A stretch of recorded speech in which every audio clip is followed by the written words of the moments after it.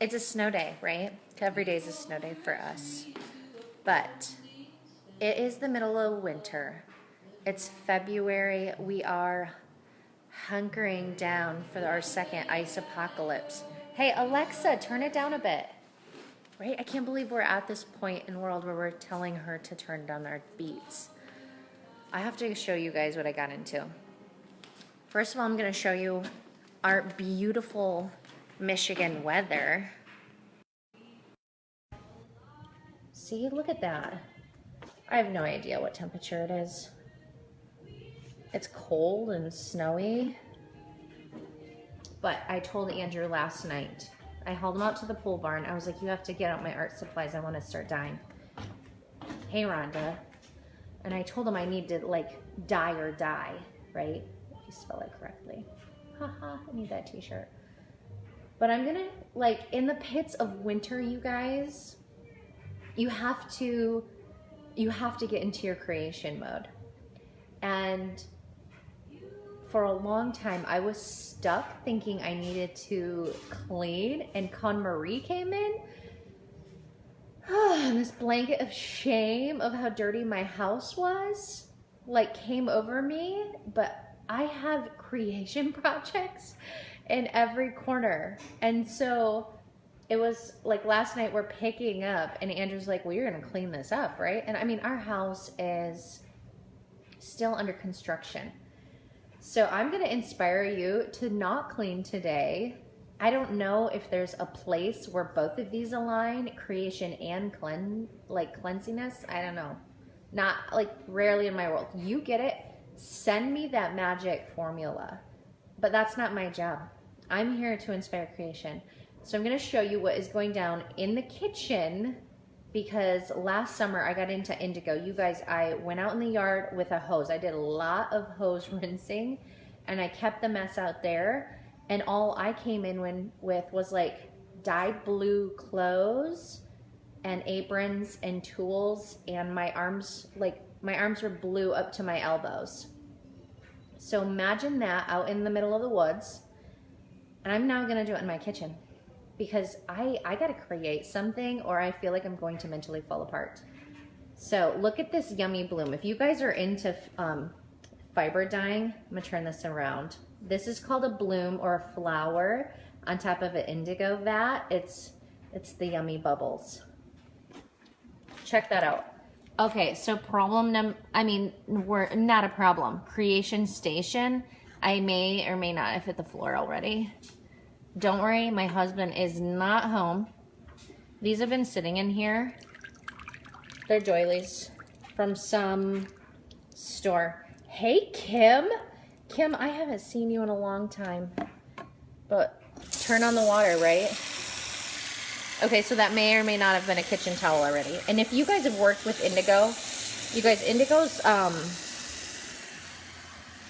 potent. Like, whatever Indigo touches, check that out. This is a giant yardstick, painting stick, whatever. Just, I mean, you know, I just forgave that perfect looking house years ago. Not really. Con Marie, like, I just forgave it like maybe 24 hours ago. Let's be for real. I forgave it when my Indigo was starting to hit the floor. Oh my gosh, I'm so glad my husband's at school right now, because he's like on this cleaning thing. And if you guys know my husband, we call him the honey badger, because he's not typically like super swanky and clean. And all of a sudden he's like, we're going to have a clean house. It's going to be magical. And I think this is my way of rebelling. Boom. Look at that. Okay, isn't that cool when it's green? So in that vat, ow, our water's super hot because we're on a boiler. But when the indigo comes out, it's like this beautiful teal, but then it hits the air and oxidizes into the blue. So you don't actually get that green. But how fun are these? Good morning, Gail. Good afternoon, Gail, whatever time it is. Okay, check out those doilies. So my grandma used to stitch doilies and like bleach them and starch them, and she made all these beautiful snowflakes. Since we don't use bleach, I dye everything indigo. Otherwise, like, all my whites would be yellow. I have kids in real life. So I'm taking, like, these aren't grandma's. My mom would probably have a heart attack. But these I got at the estate shop. Isn't that fun? If you are into indigo, and then I'll actually use those and roll them for beautiful patterns on clay and pottery this summer, because that's next.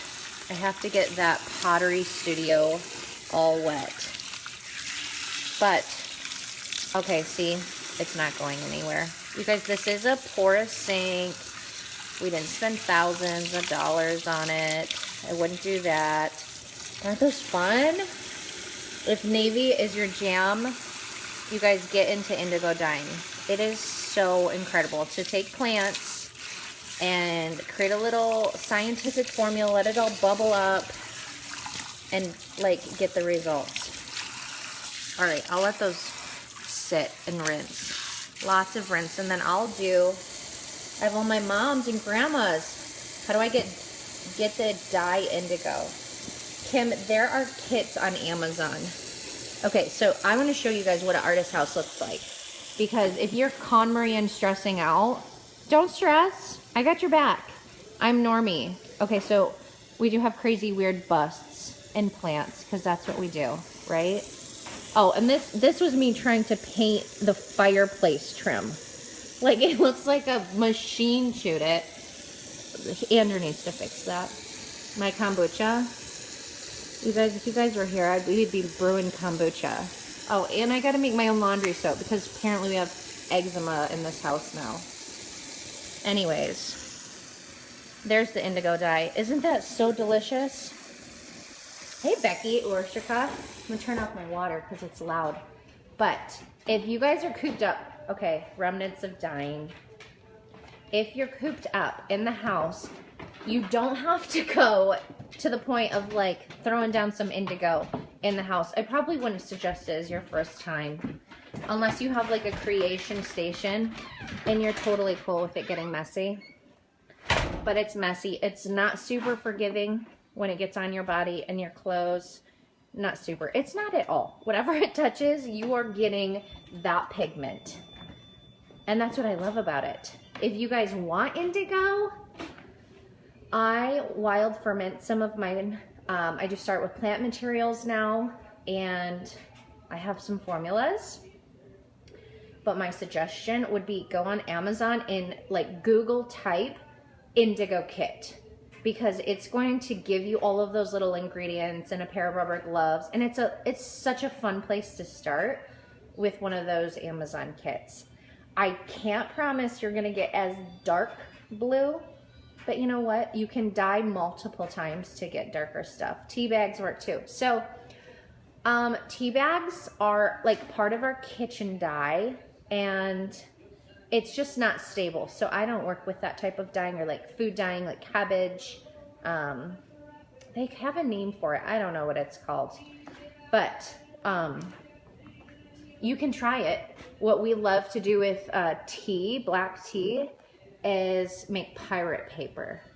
So we'll take like a thick watercolor paper and put it in a pan of black tea and let it soak, and then burn the, like rip the edges and burn it, and make pirate maps and treasure maps on that. So that's a fun project to do creative too, and that's not messy. That all washes away. And usually you can use computer paper. It'll turn brown, and let it just dry in the sun. So I want you guys to get creative. You know, whatever it is, think of like maybe some fabric, or get out your journal. Another thing, I actually made this vat to start dyeing some plant matter paper that I'm making. And I just wanted to see what it's like, so I can maybe make some indigo paper and write with like gold calligraphy. Wouldn't that be the jam? So that's my project today. But I hope this just inspired you that it's okay to have a messy house and like chaotic, because we cannot continue to spend our life cleaning our crap if we have the option to be creative. Because creativity is a healing power inside of us and our kiddos. So have a groovy day.